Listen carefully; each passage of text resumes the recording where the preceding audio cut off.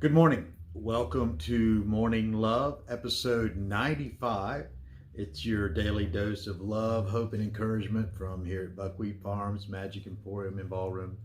We're so glad you're here with us today. At Buckwheat Farms, we farm according to the moon cycles, and this is a moon cycle leading up to the new moon, where it's generally called a period of rest, and you're not really resting from the work so much as you're not sowing seeds at this time, because it's not a good time for seeds to be sown. It's a good time for harvest to come in. And so there's a 7-day period leading up to the new moon. And so I was meditating a little bit here on the new moon that's coming up, and in Libra, the new moon on the November 4th, it'll be the new moon in Libra. And what does that mean for us? The days leading up to the new moon are the magic is increased for the removal of things that no longer serve us. If you look at something in your home, or someone even, and that thing or person, when you look at them, it drains the energy from you rather than charging you up or providing some little bit of emotional lift or whatever. If you're looking at something and you say, "Oh God, I have to dust this one more time," that kind of attitude is what I'm thinking about.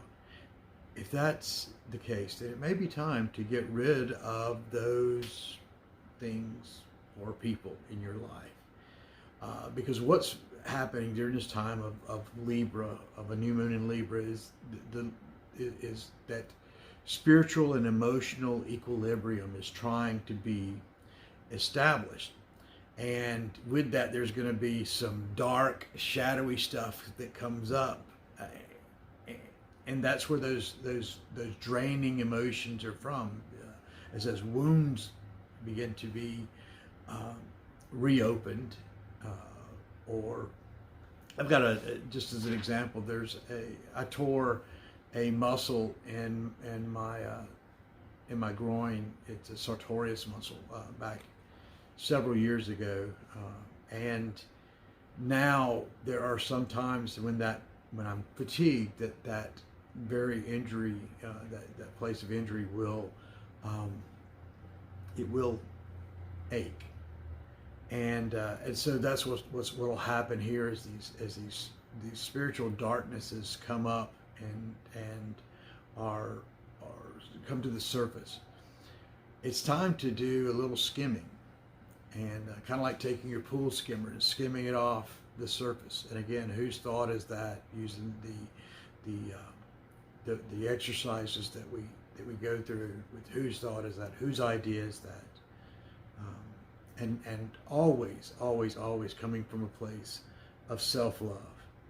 But now is the time to let go of those things that run counter to what we wish. Now is the time to let them go.